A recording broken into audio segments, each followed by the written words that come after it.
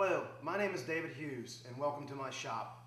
Today we want to show you a brand new item that we're getting ready to release. It's a new take on an old idea.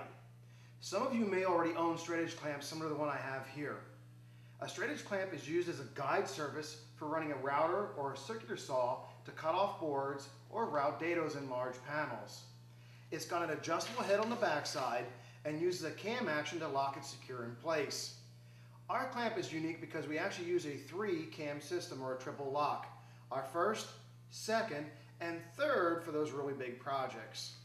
The way this clamp is used, we can secure it onto a project, slide our head assembly, lock the cam down in place, grab our router with a straight bit, and run that across there for doing a dado or trimming off a project. What we've done is taken this idea and improved on it. They're called our twin clamps. I've got a few of them back here. Let me show you how they operate. Like on the straight edge clamp, you'll notice that we have a single straight edge clamp on the top side. Now we've increased the width of our extrusion, making it one solid secure surface to work off of, and then incorporated a second clamping device on the bottom side. This allows us to secure the clamp to the workbench and then the project in top of the clamp. Essentially, we're turning your workbench into a giant vise. It works just like a straight edge clamp. Set it down onto your workbench, slide it forward until the head hits the edge of your workbench or sawhorses, slide the bottom head assembly up, and lock the cam into place, and we're nice and secure. Now, if you are going to work on a large project, you're going to want to use the second lock or even the third lock to make sure that this clamp doesn't come off your workbench. We are going to be doing some bigger projects, so I'm going to use my second lock. Now, these clamps are always sold in pairs when working on our workbench or sawhorses. If I tried to put a project in it now on a single clamp, the project's going to want to rock around. So we definitely want to use 2 clamps here. Take your second clamp, again, set it on your workbench, slide the head assembly up till it touches the front edge of the workbench, slide the clamping head down, and lock the cam into place, and we're nice and secure. Now, if you've ever tried to glue up a drawer box or anything that's kind of unique, it generally takes 3 hands to operate your clamps. You need 1 to crank it and 2 to hold onto your projects. Our straight edge clamps are a nice, flat, wide, secure surface, which means our projects sit flat on top of the clamps. So if I were trying to glue up a drawer box, it becomes a very simple task in your shop. We can secure this, align the edges, and bring the clamping assembly up, secure it down, bring the clamping assembly up, and secure it down.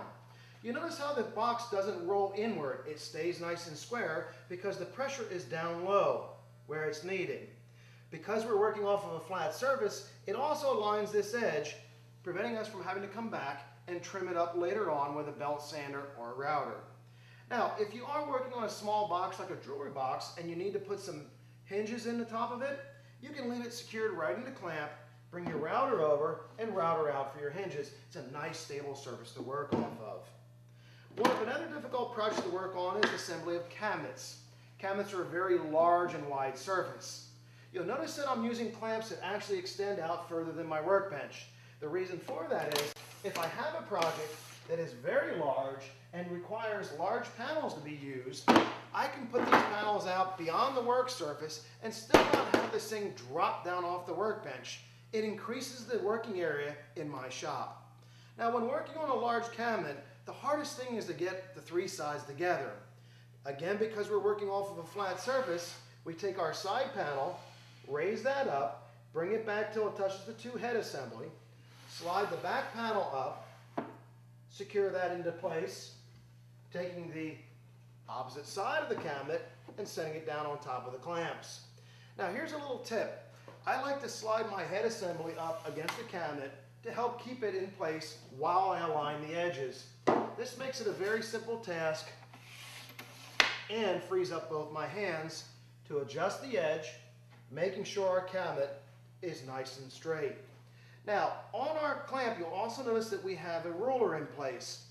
By using the 2 rollers in conjunction with one another, we can check to make sure that the cabinet stays nice and square in our glue-up process.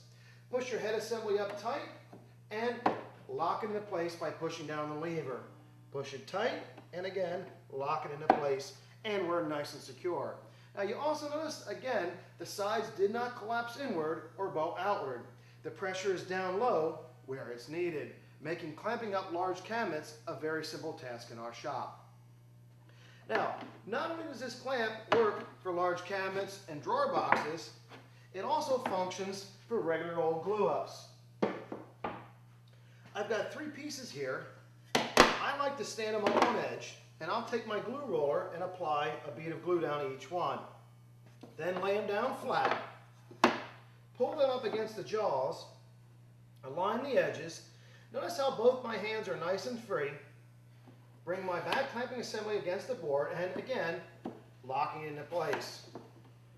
Now, most of you right now would wait for the glue to dry, but because we're still in a clamp and our jaws are a low profile, I can actually take my random orbit sander or belt sander and start working on my project right away. If this is a panel that I'm trying to make a sign with, I can grab my router and actually start routering even before the glue dries. You notice even if the head of the router goes on top of the clamping fixture, the head is a low profile, which doesn't interfere. You'll also notice on the back side here that both handles lock in the down position so they do not interfere with anything that we're using on the top side of this clamp.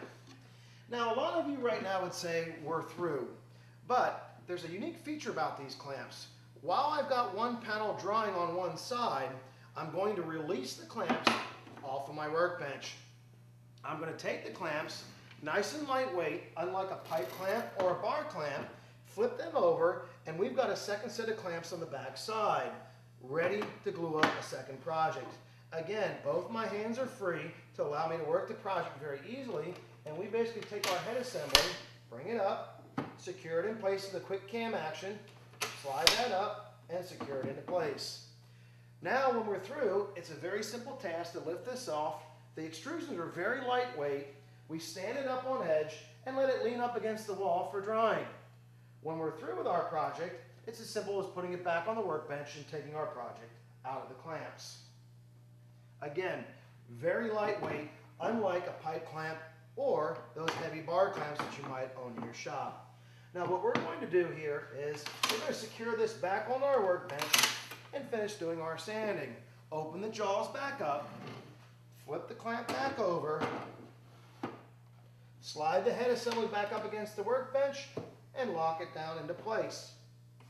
Slide it back in and lock it back in place, and we're just nice and secure on that workbench again.